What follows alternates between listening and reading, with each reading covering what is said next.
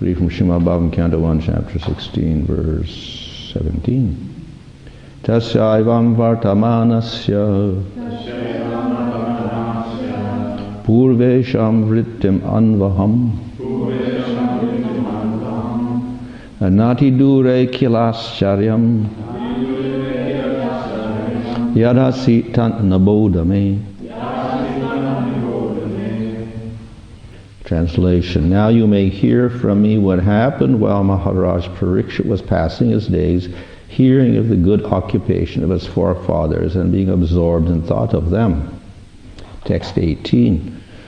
The personality of religious principles, Dharma, was wandering about in the form of a bull, and he met the personality of earth in the form of a cow, who appeared to grieve like a mother who had lost her child. She had tears in her eyes, and the beauty of her body was lost. Thus, Dharma questioned the earth as follows. Purport: the bull is the emblem of moral principle, and the cow is the representative of the earth. When the bull and the cow are in a joyous mood, it is to be understood that the people of the world are also in a joyful mood. The reason is that the bull helps production of grains in the agricultural field, and the cow delivers milk, the miracle of aggregate food values. The human society, therefore, maintains these two important animals very carefully so that they can wander everywhere in cheerfulness. But at the present moment, in this age of Kali, both the bull and the cow are now being slaughtered and eaten up as foodstuff by a class of men who do not know the Brahminical culture. The bull and the cow can be protected for the good of all human society simply by the spreading of Brahminical culture, the topmost perfection of all cultural affairs. By advancement of such culture, the morale of society is properly maintained, and so peace and prosperity are also attained without extraneous effort. When Brahminical culture deteriorates, the cow and bull are mistreated, and the resultant actions are prominent in the following symptoms. Translation: the personality of religious principles, Dharma, was wandering about in the form of a bull, and he met the personality of earth in the form of a cow, who appeared to grieve like a mother who had lost her child.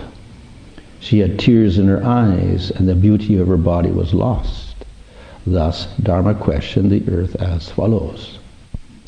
Here begins a very interesting and prophetic description of the condition of earth in this age, Kali Yuga. What is interesting is not just the prediction about what happens to the earth, but also the cause of the present condition of the earth. So this, of course, in the modern age, we can analyze the various causes through science and whatnot, and people can come to some sort of conclusion about what is going wrong and what is the cause, etc. And of course, these things are causes in one sense. But usually one cause has another cause and another cause and another cause. So if we don't root out the don't find the root cause, we're never going to solve our problem. So it is just like a disease. You can find the immediate cause of the disease, like a heart disease is some plugging of your valve by cholesterol or something like that. So get rid of the cholesterol by doing a stint or something in your blood, or taking an operation, getting a bypass. So that's, okay, you solve the immediate problem. But then, what caused that in the first place? What caused the blood vessels to get clogged up? So then we should get another cause beyond that.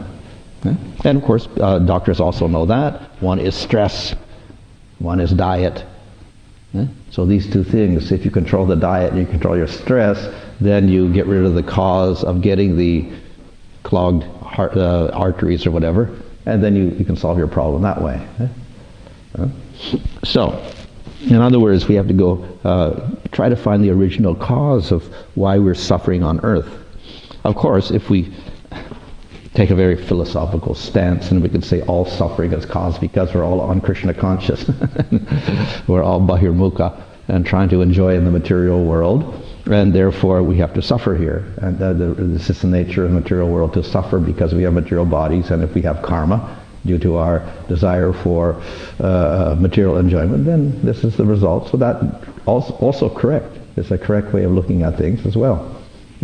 And of course, those devotees understand this very well. It's a very basic principle that material suffering is there because of our bad karma, because of our desires, because of our ignorance, our rejection of the Lord. Very simple solution. So this is what we call sambandha gyan, which we learn in the very beginning of bhakti. So right from the beginning of our devotional service, we learn what is the whole root cause of all the suffering in the material world. And if we look at any situation in the world, we can give the same answer, because this is the root cause of all the sufferings in the material world. Of course, that won't satisfy many people because it's like a theoretical, unproven by modern standards, not it's a philosophical answer. But ultimately, for the human being, we do have to look at our total condition, our social condition, environmental condition, etc., psychological condition, health condition, etc. But then we have to also look at our spiritual condition as an essential part of that, analyzing everything. And if we don't do that, something is missing from all of these analyses. Therefore, when the Bhagavatam talks about our problems in the material world, again, it comes back to the very simple solution is we have to realize the Supreme Lord. So the sages of Naimisharanya were asking, what's going to happen now, because Krishna has disappeared and he's taken Dharma with him. So naturally the earth is going to be completely corrupted and full of problems. What are we going to do? So the answer is, Srimad Bhagavatam has risen like the sun in Kali Yuga to enlighten people. So the answer is spiritual knowledge. So directly we can say that the contribution of the devotee to all the problems in the world is spiritual knowledge. We know that also. And for that reason, Srila Prabhupada would often criticize spiritual organizations that open up hospitals and schools and humanitarian activities. Not that we criticize helping people, because we're also compassionate. That's not the thing. So we should not be indifferent to people's suffering. But the reason he was criticizing the spiritual organizations for doing this is that ultimately we do have to realize that the whole problem is a problem of lack of spiritual life. And we have to do that. So therefore, the purpose of a devotee is to tell people that the solution is spiritual knowledge, spiritual sadhana, etc. And this will bring about a solution to all the problems we have in the material world. So that's basically why we encourage this distribution of books and spiritual books like Bhagavatam and Bhagavad Gita. That's the ultimate duty for the devotee. Still, people will say, well, you're very indifferent to society or whatever like that. Look at all these other organizations. Look at all the other religions. They're helping people out very nicely. And even in India, the same takes place. And unless we do some philanthropic activity, then people criticize, oh, you're just meditating, you're chanting or whatever. What's look at the people suffering in the street and people starving and people getting sick, and now we have coronavirus, etc. What are you doing to help the people like that? So they want some practical action also in this world, not just meditate and whatever like that. So, of course, as I said, the principle of Bhagavatam is, yes, you ultimately have to bring about a spiritual solution. All the material solutions will not be solve the problem. So that's the truth. But, of course, people were going to criticize that as being a little bit, idealistic, and when people are suffering, you just sit there and chant Hare Krishna while everybody suffers and dies. That doesn't look proper. Therefore, we also have to think of the immediate situation in this world and do something about it. Here we see this analysis is going to be given of the situation of the world, which is represented by the cow. That's a very good example, and of course it comes up later in the story about Prithu as well, the example of the cow being the earth. So why is the cow selected as the symbol of the earth? It's because the earth is like a cow, and the cow gives milk, so the earth gives food. We get our sustenance from the earth, and the calf gets its sustenance from the milk of the cow. So the earth is the producer, like the mother, so to speak. So it's a very good example. We can say symbolic example. It's not also purely symbolic. It's also actual. In one sense, because symbols in the Vedic literature are not simply literary figures of speech or whatever. They can also be interpreted literally, and they're also true, because spiritual things are not subject to our material limited vision, etc. So one thing can also be something else. So in that sense, the earth can also be the cow. The cow can be the earth. And we have the example of devatas. So we have a devata of the earth, Bhudevi, the earth devata. And she protects the earth and manages the whole earth. And actually this is an expansion from Lakshmi, from Radha ultimately. The spiritual deity. As I explained last night, Vishnu has these two Shaktis, Lakshmi and Bhu. Bhu is earth. So in the spiritual world, that represents the Dham also, the spiritual Dham. But then we have the expansion here in the material world, Bhudevi also. And we see that Bhudevi also is the consort of the Lord. When Varaha lifted the Bhumandala out of the Garbhodaka ocean and raised it up again properly, we often have depictions of Bhudevi as the consort of Varaha, Lakshmi, a form of Lakshmi. So in other words, and we're going to say Lakshmi is an illusion. She can't be an illusion or a figure of speech. She's an actual person. So therefore, the symbol of the earth is often like Lakshmi, or expansion of Lakshmi, and also the cow. Of course, not a gross material cow with a limited body, etc. Something that was like Devata. And Devatas also can change their form and have many different forms also. So therefore, we should not just take it as a literary example, but also understand that it has some truth in it as being factual as well. So anyway, the earth is like the cow and gives food and other things for the living entities, including the human being. Right? And of course, the cow likes to do this.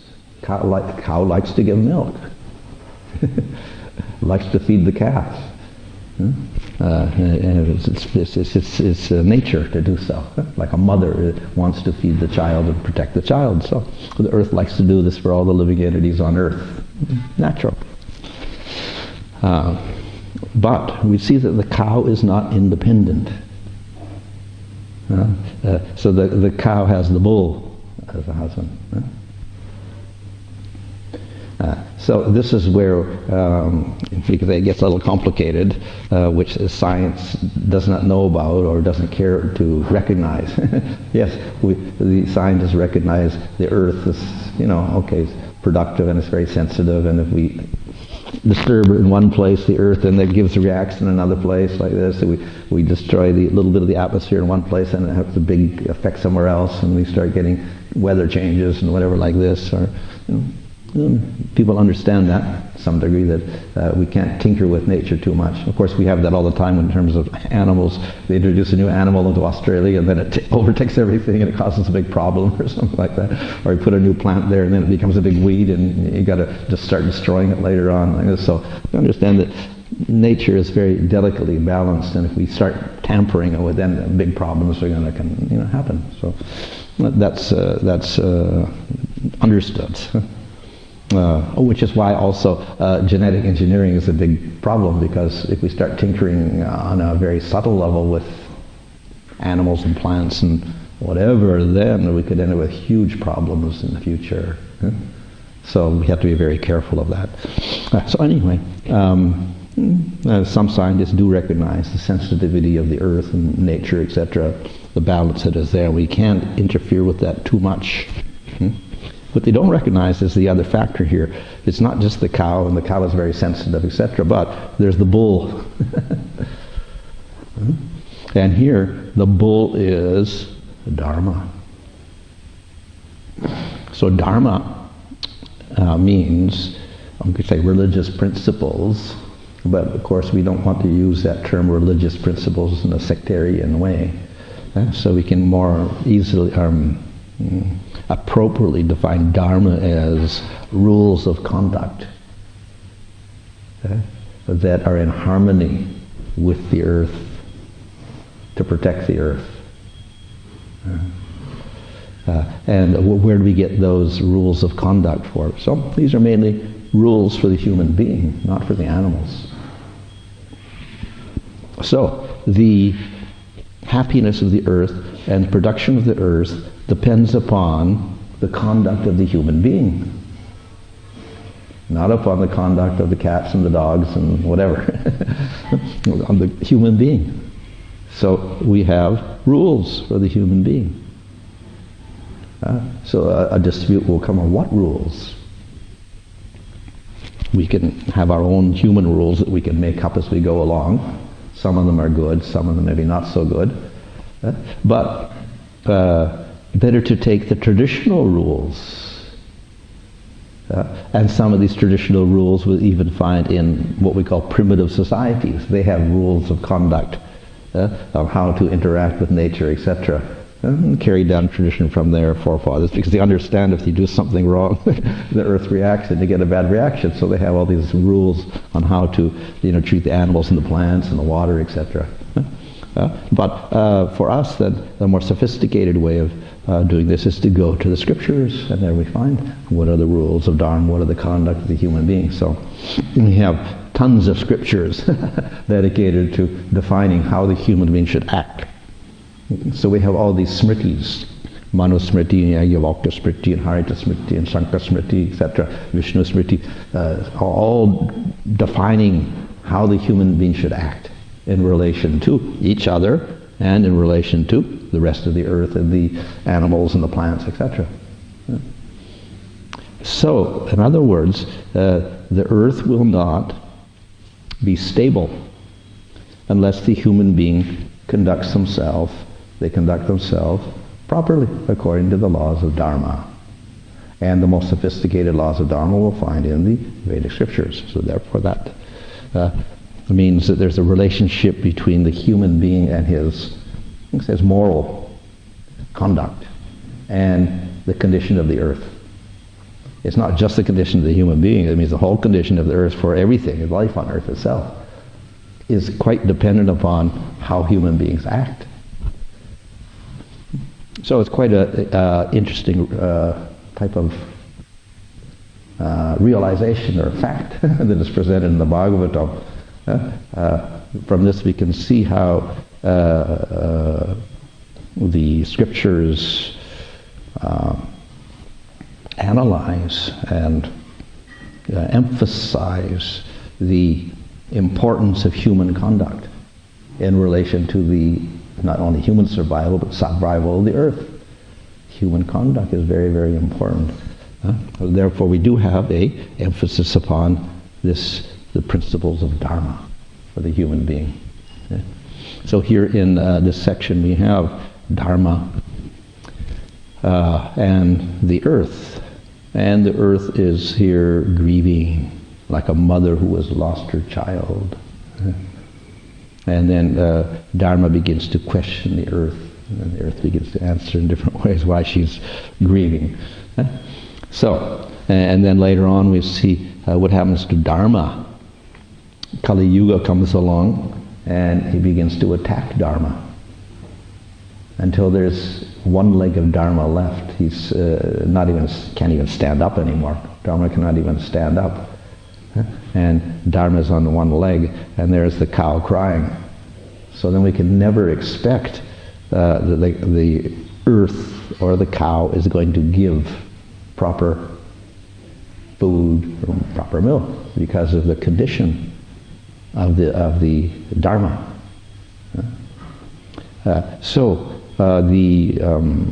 We find the scriptures give intimate relationship between the human being and the earth,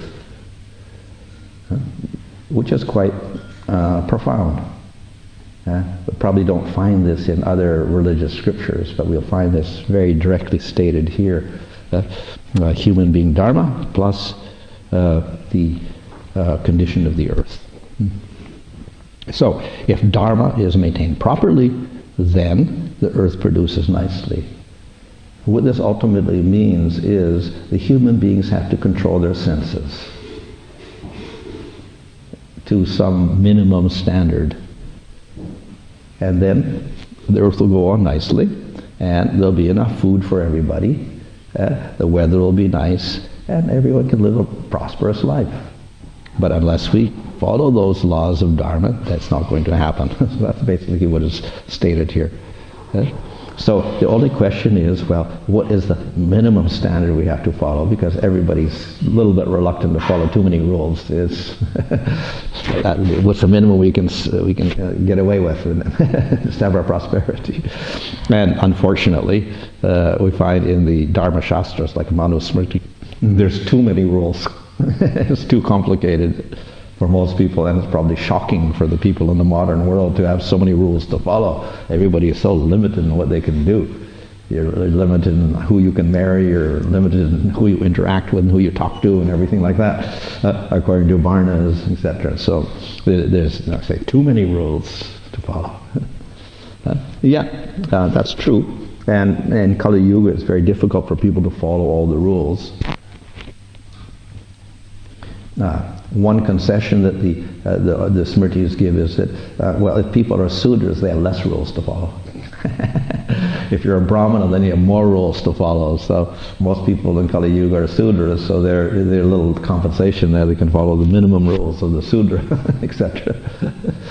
But even the Sudra has to follow rules, some basic rules of cleanliness and good conduct and honesty and compassion and things like that. So there are some basic rules for even the Sudra to follow.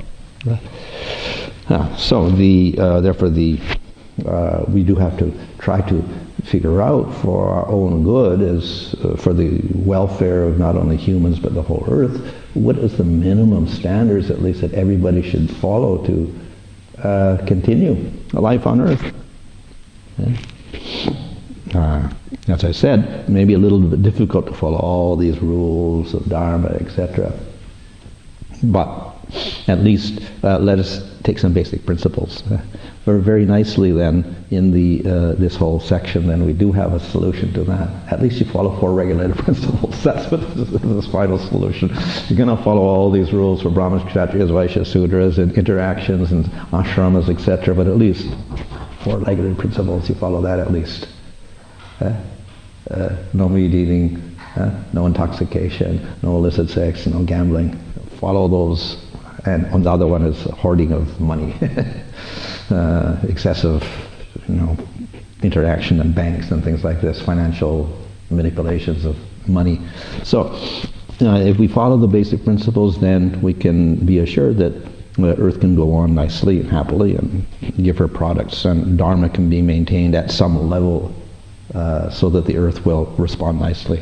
So that is the solution that is given here in the Bhagavatam. Not too complicated, not too difficult to follow. Also, if people understand their responsibility in this world, and also the consequences of irresponsibility of the human being in relation to the whole earth. So therefore, a very, very good section here is dedicated to explaining the position on earth at the present moment and the ultimate cause of that. That is the disruption of dharma. Dharma, of course, is not the highest principle, and just following some rules to regulate our senses, that's not the highest principle. But it is important just to maintain the equilibrium of the earth. We do have that. But it's also very difficult for people to follow even the basic minimum standards of Dharma, like four regulative principles. It's very, very difficult for people to follow even that. So what is the solution? Along with that, then we have to have the bhakti. If we have the bhakti, then it becomes easier to follow these principles. Why?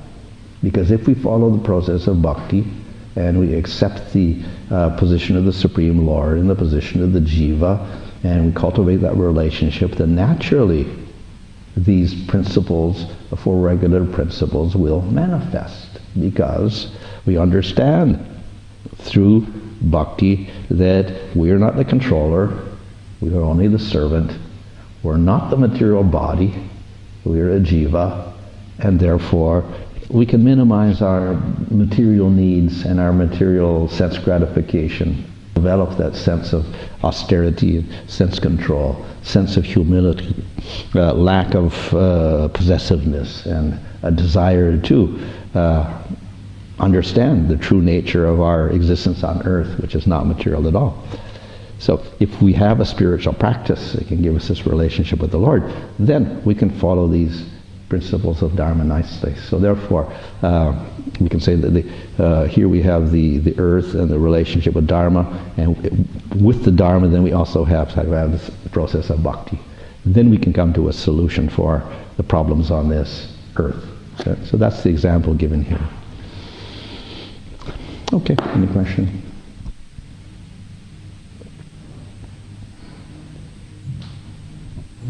Wondering about the regular principle that we follow, gambling and what principle of Dharma that relates to, and how it's more practically understood, because it seems like just not going to like a casino. It doesn't look so sinful in the sense of killing an animal or whatever like that. That's true. Or like illicit sex and how the problems we get through that. Of course, we do see that in any civilization, somehow gambling also takes hold, and it becomes a big problem for many people. You'll see, probably if you go on television, you'll see all the ads about people gambling and losing all their money and whatever, so don't do this or whatever like that. It does create a problem in many societies, including Australia, I think. People get addicted to this, and then whatever they spend, they just spend on that, and then they leave their families and destitute, and they have no money for themselves or whatever. So it looks quite innocent, but it is a problem, and then that will lead to other problems as well. Because of that, then you don't take care of your family, you may get involved in intoxications, whatever. So it's just it's another type of addiction like that. Of course, we can expand that and say not just gambling as we know it, throwing dice and playing cards, but all sorts of addictive activities, which we can say are prevalent in modern society, where everyone's on their cell phones doing all sorts of things, which is an addiction also. So it goes beyond just the regular gambling, which is throwing dice, etc. It would also be like dealing in like the black market, like selling drugs and things like that too. Well, that's more intoxication there. So that's got to do. Well, but they're all related to each other. So the idea is all of these things, and then the personification of Kali was banned from, the Parikshit's kingdom. He said, well, you got to give me some place to stay. So then Parikshit Maharaj said, well, where there is hoarding of money, hoarding of gold.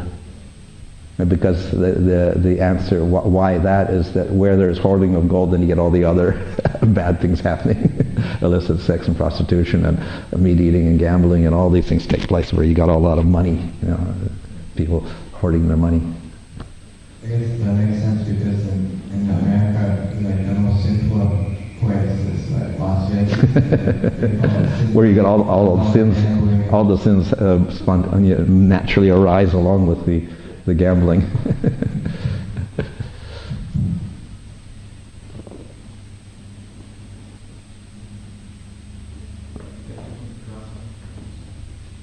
Thank you for the class, Maharaj. As you mentioned in the beginning of your class, there will be certain pious activities, what the ordinary society considers like social humanitarian services, trying to relieve, repairing suffering of service, not realizing there are deeper causes. They, as I said also, that they kind of search and catch-up solutions. In this context, I was reading one essay by Srila Bhakti Saraswati Goswami, and it really caught my attention, which we all know, but I got a bit of realization, that he said, just to save one conditioned soul from the clutches of Maya is more important than more valuable than opening thousands of hospitals, engaging in all kinds of pious activities. And seeing through the eyes of the Shastra, of course, you can see what are the solutions and trying to promote that as sincerely possible. On behalf of Guru Ranga, this is Srila Prabhupada talks, Srimad Bhagavatam, which is the only hope for this age. So, thank you for the class. It's just simply a matter of who does what duty. So the government actually is responsible for taking care of the citizens and making sure they're healthy and they don't suffer, etc. So it's not the duty of the Brahmana in the society to do that. He's the one that's supposed to give the spiritual knowledge. So that's why Prabhupada here says the Brahmana should be doing his activity here. So that means that we should be giving the spiritual knowledge. It doesn't mean that we don't consider the other things important, but it's just not our particular duty. It's up to the kshatriya to actually protect the citizens and make sure they're healthy, etc. There's a story of Bhaktisiddhanta Saraswati Thakur. He says like this, but then the other side is that his disciples were describing that he actually was very compassionate, and he couldn't see other living entities suffer. And if somebody was beating the donkey, when he's carrying his load, then he would feel very, very sad. Or when he heard descriptions, there was a plague that was happening in Tripura, I think, and he was serving the king then. And then someone was describing how the people were dying, and then he got so affected that he almost got sick himself. And then they thought he had the plague also. But he didn't actually, but he was just affected by the descriptions of the people suffering. So it wasn't that he had no compassion for anyone, but it's just his idea was that we have to have the final solution. Just back on the gambling issue, sometimes we hear it as mental speculation in gambling. Is that another aspect of gambling? Oh, well, we can say it's an extension of it. It may be in some cases where people get addicted to speculating, probably.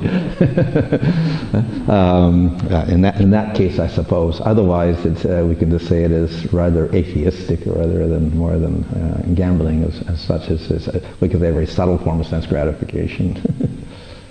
You gamble on Plato's philosophy. You can gamble your life. Yeah, that's true.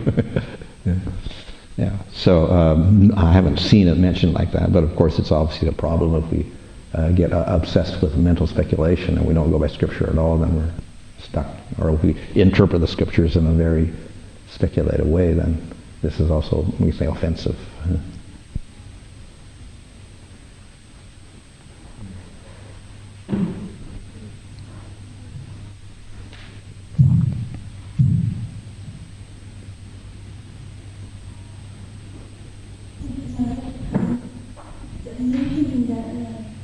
The Srimad Bhagavatam about genetic engineering with Akshara, given the head of the goat and Ganesha given the head of the elephant, and like the churning of the King Dana and Yeah. I think that it does say that all knowledge is coming from the Veda, astronomy, everything, but then it seems that you can't really morally apply that Vedic genetic engineering.